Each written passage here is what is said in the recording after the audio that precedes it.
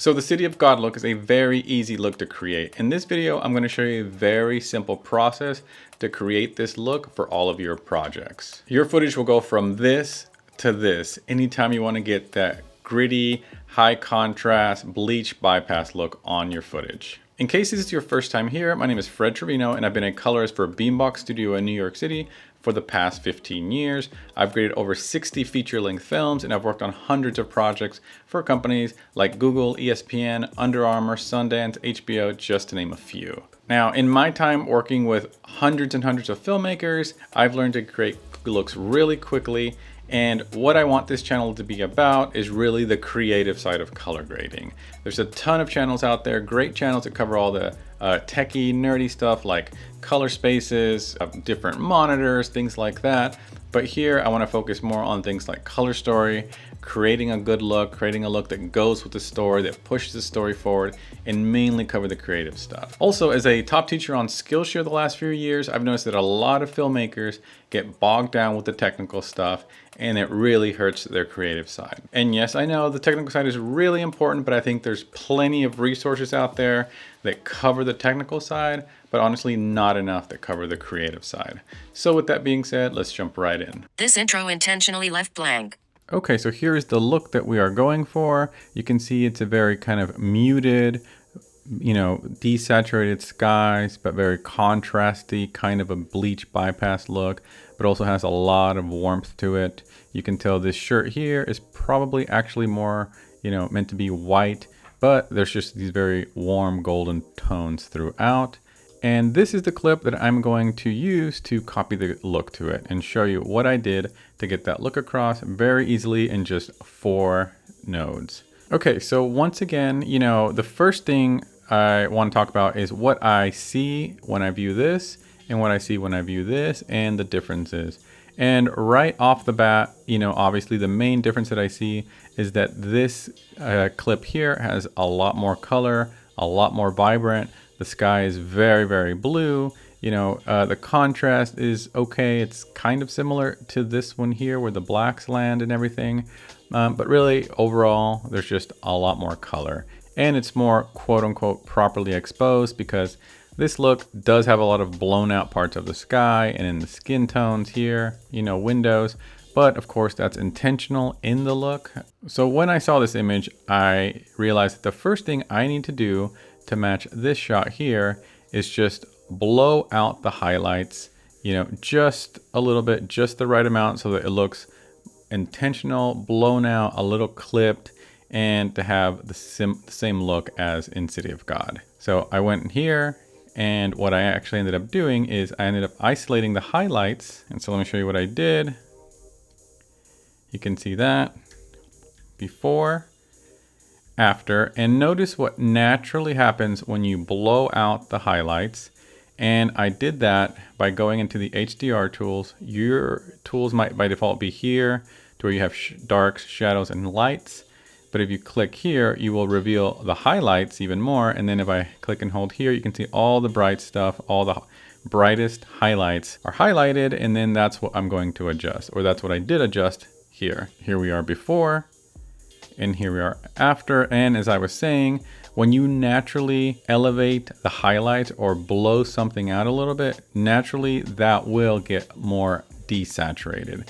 So I kind of killed 2 birds with 1 stone by, going from here, blowing out just the highlights, and then, it's already kind of getting that bleach kind of bypass look,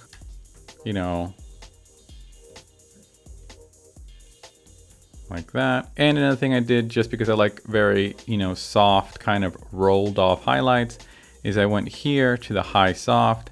I set it to 100. It's so subtle that you honestly probably can barely tell, over the web, but it just takes the highlights, and rather than just like bringing them down in a very hard way, it kind of adds this kind of film-like, more optical-like curve in the highlights. So it looks a little bit more pleasing to the eye. And I did that just because there are so many highlights, especially in the sand. So again, before, after, and then from there, I went straight into color temperature because I thought that this kind of got us a good way there in terms of the look.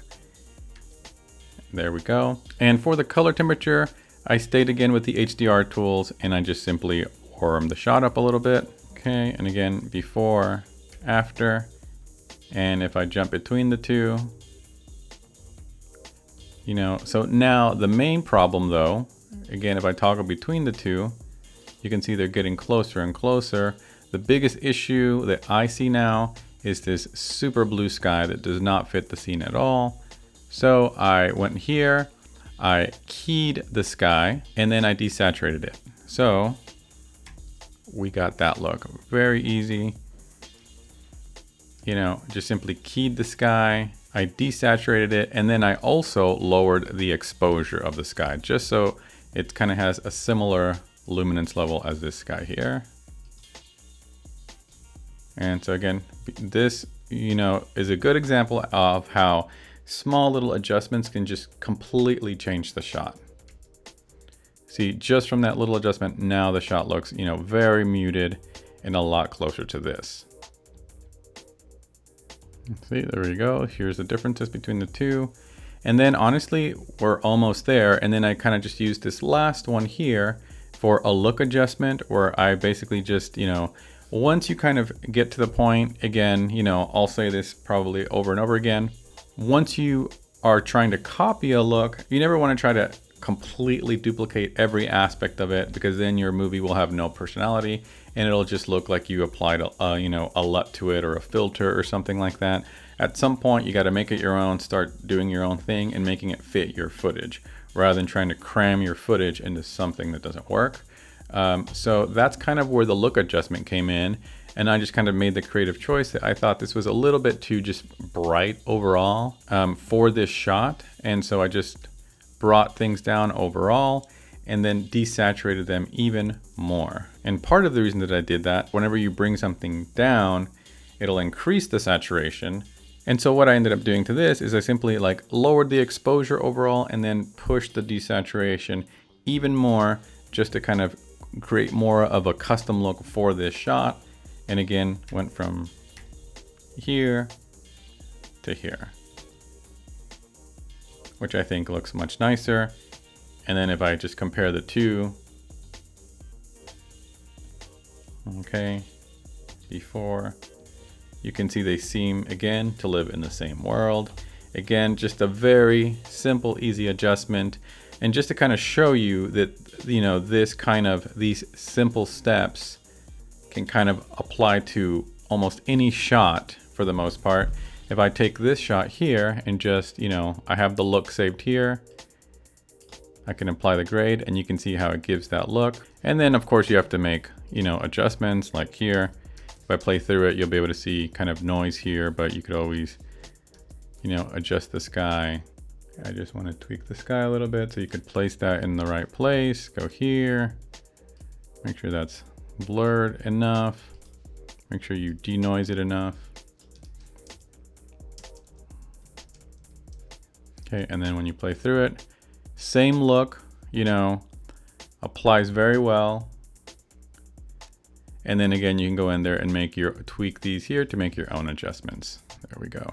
All right, so you can see that done very easily in just 4 simple nodes. Again, it's just about comparing the two, and there you have it. All right, guys, so that's it. Hopefully you got something out of it. And again, do not forget to like, subscribe, and if you have any questions, comment below, and I'll see y'all later.